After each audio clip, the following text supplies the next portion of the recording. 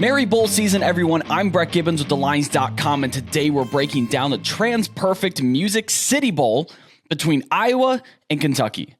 Before we get started, don't forget to hit the like button and subscribe to the Lines YouTube channel as we're here breaking down all 41 bowl games and the national championship game this postseason. But the Music City Bowl, Iowa, a 2-point favorite over Kentucky. This one kicks Saturday, December 31st, New Year's Eve at noon Eastern on ABC. This one is not on ESPN. It is on ABC. It has an over-under of 31 points, maybe the lowest in modern bowl history. I'm not really sure. That is lower than Army-Navy, though, and it's actually been bet down from 32, 31 and a half down to 31, and there's good reason for that. This is also the second consecutive bowl meeting between Iowa and Kentucky. They actually played each other last year as well. Kentucky came away victorious. This one's played in Nashville, Tennessee at Nissan Stadium, home of the Tennessee Titans. And it looks like there is a pretty good chance that it will rain, if not all game, some of the games. So keep an eye on the weather there. I do think that that's helping keep the total so low. If you're looking at Iowa, Spencer Petras, he's been hurt. He's not playing. Backup quarterback Alex Padilla, he transferred out. So now they're turning to Joey Labas. Doesn't really matter in this system, in the Brian Ferentz system, who your quarterback is. No, I don't really think so with the way that this team has run the offense. You could trot any one of us out there, and it'd probably be a pretty similar result as long as you can take a snap and a handoff. Iowa's also without two defensive starters, linebacker Justin Jacobs and safety Kavion Merriweather. Those two are not playing. Wide receiver Keegan Johnson, their top kind of guy, is not playing. Running back Gavin Williams also not playing. So Iowa's playing a little bit short-handed here.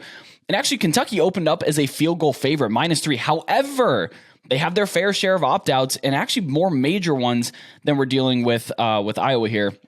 Most notably, of course, quarterback Will Levis. He will not play in this game. He's going to the NFL. Running back Chris Rodriguez, who's kind of an engine to their offense. He's not playing. Starting cornerback Valentine, he's also out. They fired their offensive coordinator after just a dismal showing in 1 year here.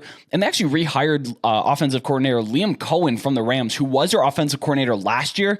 So it'd be really interesting to see him reintegrate into the system. He actually took Kentucky to never before reached heights of offensive success in 2021. So I'm interested to see what he does in 2023. He was a big reason why Will Levis is what he is today, but that's a discussion for another time.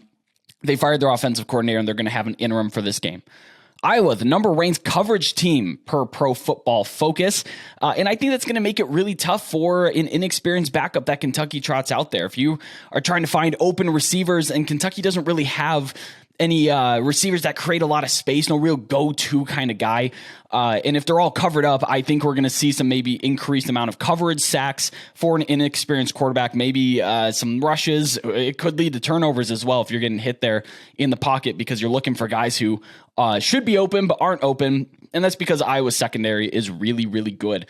However, we do know how bad this Iowa offense is. They have been all season, 127th in EPA per play, 123rd in early downs. It's bad. And honestly, the most lethal scoring unit that they have on their team is their defense, who have scored multiple times this season.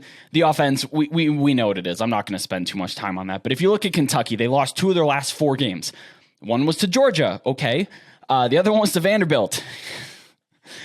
We know what how low that this team can sink. If you're losing to Vanderbilt, I understand it was maybe a little bit of a look ahead to Georgia, but you just can't be doing that. And that was a full strength with Will Levis and Chris Rodriguez. So you remove them from the calculus.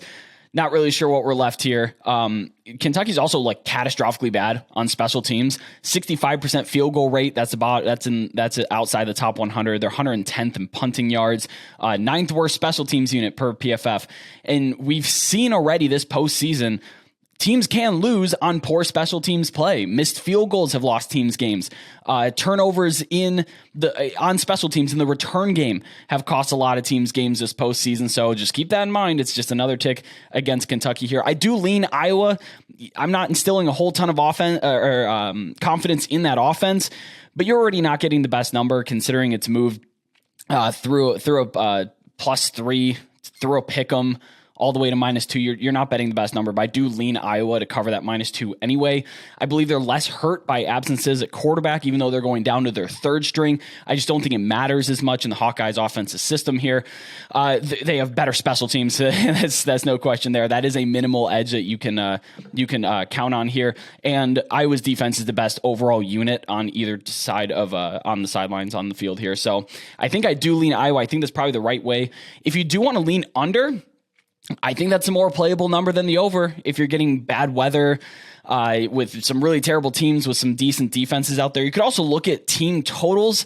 Maybe Kentucky's team total. I was really, really good in coverage. I don't see how Kentucky's going to successfully move the ball unless they have some world beater at quarterback that we don't know about yet. But again, if you're firing the offensive coordinator, I just don't see how this offensive unit's going to be very successful against Iowa. So you could look at under team total, specifically Kentucky.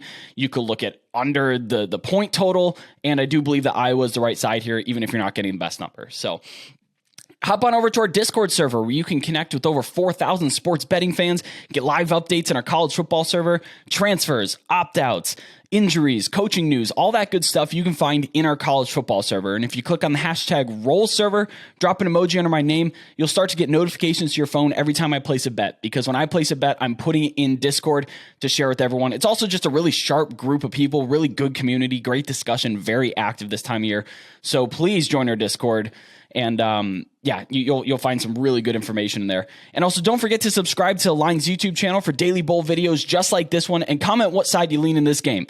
Low scoring, points matter a lot. Are you maybe taking the points with Kentucky just because of how valuable they can be with a point total this low? Let me know in the comments here, and let me know on Twitter @RoadToCFB. But thanks as always for watching. I'm Brett Gibbons, and have a very merry bowl season.